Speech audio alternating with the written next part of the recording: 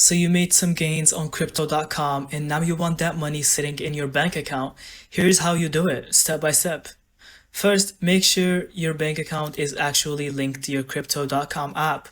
Go into settings, tap on bank accounts and add your details. Usually your IBAN or routing number depending on where you live. Next, you need to sell your crypto into fiat. For most of us, that'll be USD, Euro, or GBP. Just tap Sell, choose the coin, and select Fiat Wallet. Boom! Now it's cash inside the app. Once it's in fiat, go to your fiat wallet again and hit Withdraw or Transfer. Pick your linked bank account, type the amount you want to move, and confirm.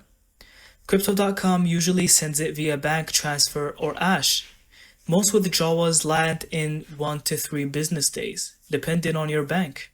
And that's it.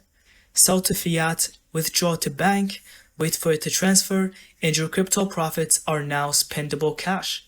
Thank you so much for watching. I hope you found this video helpful. Don't forget to leave us your thoughts in the comments.